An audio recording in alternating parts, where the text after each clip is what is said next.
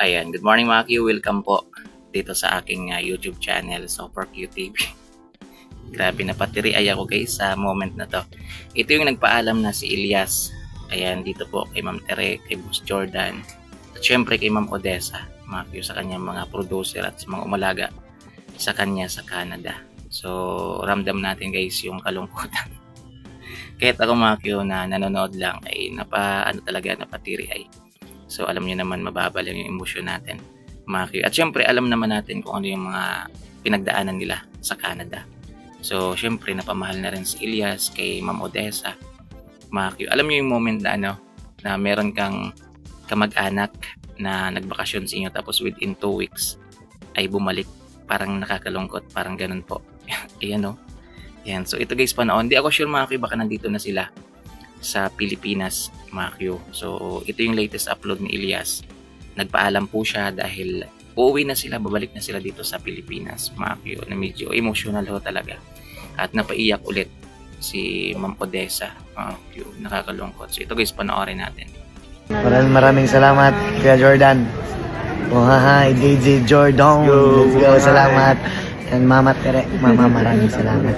Welcome, babalik. Sa sunod, Karin Mama, huwag ay, hindi pa nga, umiiyak ka na. Artista ka na naman. Love you na. Babalik sila. Anong umiyak? Ito naman. Babalik naman kami. Babalik naman kami dito. I see you. Babalik naman kami dito. Huwag ka nang umiyak. Ito naman. Love you. So, yun mga Q. Grabe, nakakalungkot. Guys, yan. So, ramdam natin yung kalungkutan nila parehas. Lalong-lalo na sa side ni Ma'am Odessa. Siyempre guys, yan, sino ba naman yung hindi makakamiss kay Elias GTV na napakakulit. Yan, halos araw-araw silang magkasama. Puro tawanan lang, mga ka-Q. Yan, at syempre guys, hindi lang trabaho yung pinunta nila doon. Yan.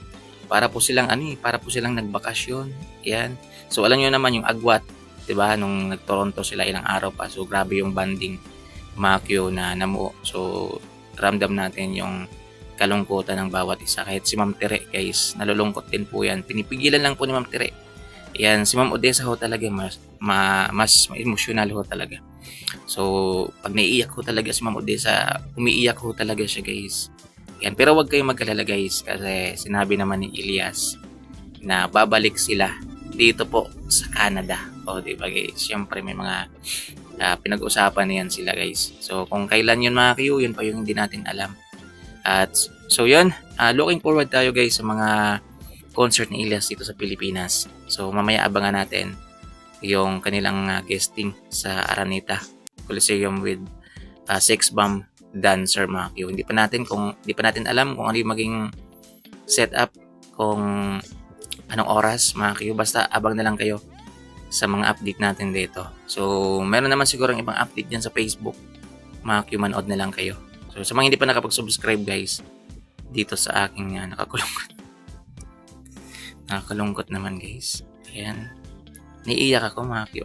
Ako kasi guys, napaka-ano ko rin, napaka-emotional ko rin. Kaya yung mabilis po akong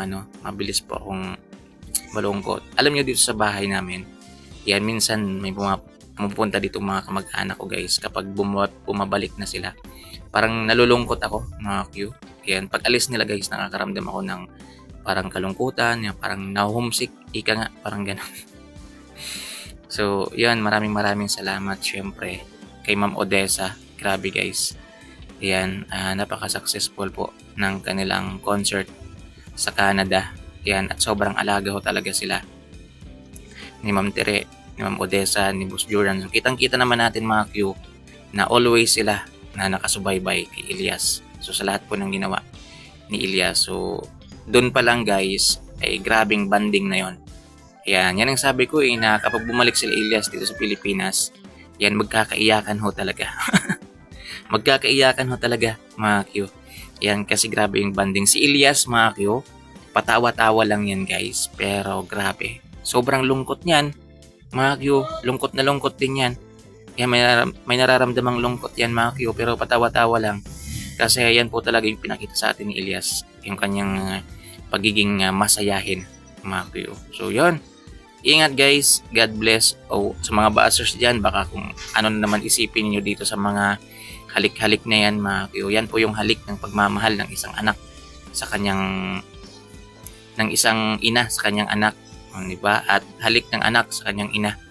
Yan, so yun kasi yung turingan ni Ma'am Odessa ni Elias, mga kuyo. Maraming salamat guys sa panonood. Ingat, God bless. Abang-abang na lang kayo sa mga update natin dito sa aking YouTube channel.